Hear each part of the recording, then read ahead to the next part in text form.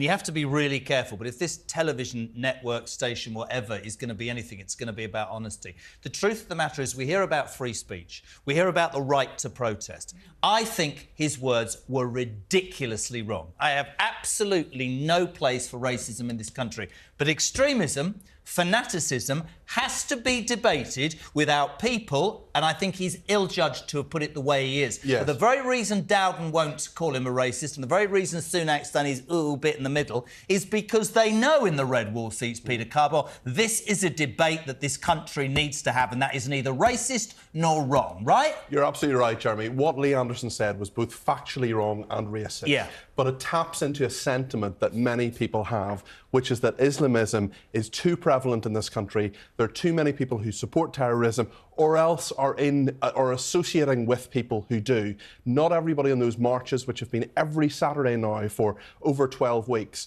is an Islamist that supports Hamas, for example. They don't do that.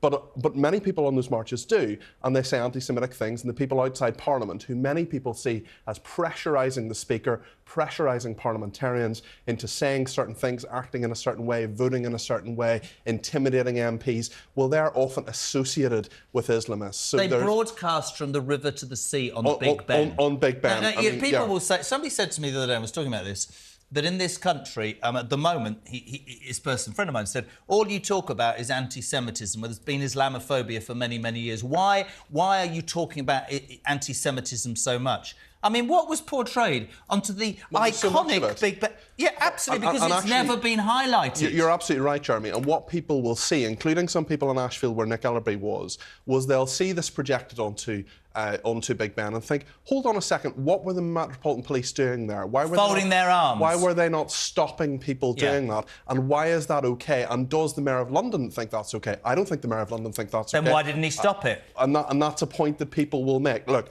I don't think for a second that Sadiq Khan is controlled or told what to do by Neither do I. I think that's wrong. I think that's racist. But the questions and the debate has to be had. And if you shut it down, well, you push it underground and you tell people you're wrong and you're racist and you're terrible and we'll never listen to you. And that makes the problem even worse. 10 years ago, we wouldn't have discussed immigration in this country because it would have been deemed racist. Is that not right? I just want to be really clear, though. The comments that were made by Lee Anderson about Sadiq Khan, maybe there hasn't been what we would expect, condemnation of those words by his colleagues. And I think the argument that some people are making is why is it that comments of this realm don't generate the same kind of outrage that they would have done if it was targeted towards another group, and that's not right? Certainly. I mean, we saw, for example, Oliver Dowden, when he was questioned by Laura Kuenssberg on Sunday, or Saturday perhaps it was, that he was quite hesitant about condemning the comments. And Lee Anderson has been suspended because he refused to apologise for the comments rather than for making the comments himself. And so this, I think, leads into a wider indecisiveness, demonstrated both by Rishi Sunak but also by Keir Starmer, where the red line is on this kind of issue. That's the point, isn't it? And I know you think I don't like him. Sunak wanted this job. The problem with Rishi Sunak is he got the job by saying to Bravma, do a deal. She went out on a wing and he went, oh, you're too outrageous. The reason they didn't condemn that is because they absolutely know at Tory's central head office that there is north of Watford Gap people, there is a country. I keep telling people it's not all London. These people do have concerns about fanaticism and they are as entitled to have that discussion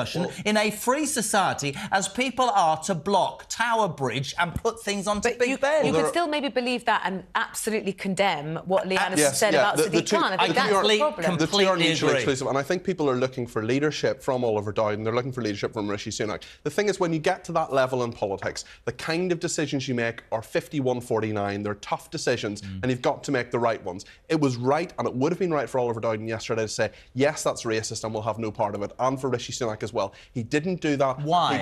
Why? Because they're scared. They are scared of... Why not say what we're saying this morning, which is we condemn that language, but let's be honest, this is a discussion that needs to be had, not pushed underground at you both. So isn't that good politics? Because that takes longer to say than yes, it's racist or no, it's not racist. And I know that's cynical, but it's absolutely right. And the problem is that there are people all over the country, not just north of the Watford Gap, all over the country, including in London, who want to have the debate about Islamism, and we should have it. And we have it on places like TalkTV, the home of free speech. There are other places where they don't have it. But the fact is that Lee Anderson was racist. Yes. People should call him out for that. The Deputy Prime Minister and the Prime Minister should have the guts to do that, and they haven't so far.